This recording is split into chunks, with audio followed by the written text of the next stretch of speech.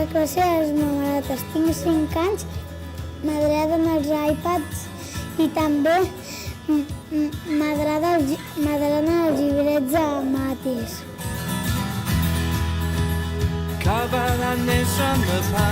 Amb caràcter educatiu des dels 4 mesos fins als 6 anys, posem al seu abast tots els recursos necessaris per potenciar al màxim el desenvolupament de les seves capacitats. Els ensenyem a comunicar-se i a expressar-se a través dels diferents llenguatges, el matemàtic, el plàstic, el musical, el verbal, el gràfic, el psicomotor. És una de l'etapa més important de la vida dels nostres fills i dels nostres nens. Jo diria que és la base dels seus futurs aprenentatges. Treballem les emocions, la tristesa, la por, la felicitat, l'enuig.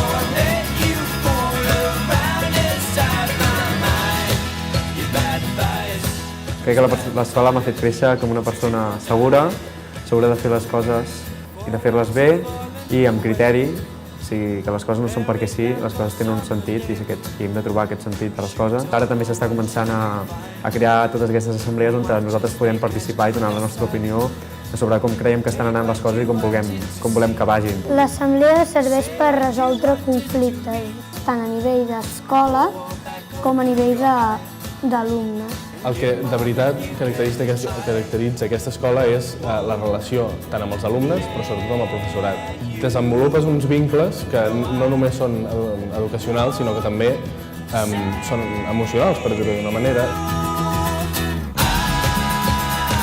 Les assignatures de medi flor anàvem a plantar, a regar les plantes.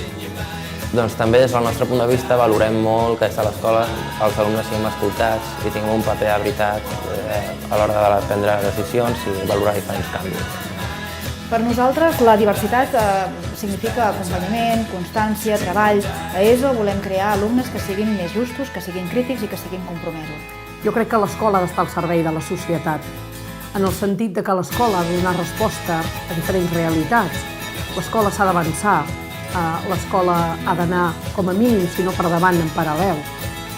I l'escola ha d'anar ajustant-se, ha de ser dinàmica, no pot ser un lloc tancat, no pot ser un lloc en què s'acumuli el saber i aquest saber no sigui compartit.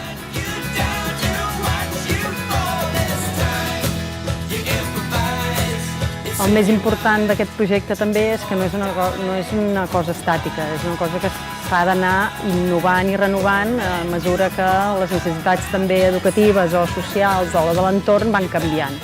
El fet que quan acabessin l'ESO poguessin continuar a la mateixa escola en cas que ho creguessin convenient i que ells poguessin continuar, és una altra de les coses que ens va fer decidir. Hem complert les expectatives. L'Albert ha tingut una molt bona acollida aquí a l'escola, la integració ha sigut molt fàcil, que era un dels temes també que ens preocupava a l'hora de fer el canvi.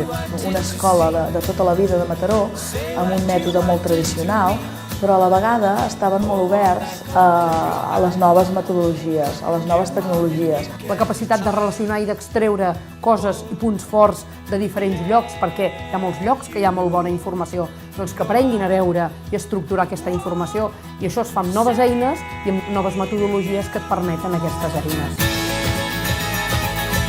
Però en qualsevol cas, tecnologia sense metodologia no té sentit. Crec que el paper de l'escola, del GEM, en especial és justament ser capaç de ser permeable a tots aquests canvis i a traslladar-los, òbviament, en el seu entorn.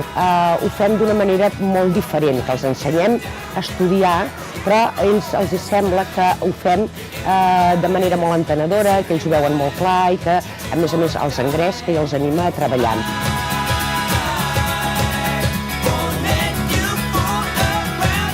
Crec que som una escola que transmetem il·lusió.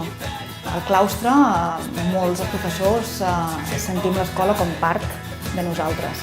I ens agrada pensar que transmetem aquesta il·lusió per aprendre, per innovar, per conèixer coses noves als nostres alumnes. Can't live for tomorrow, you say.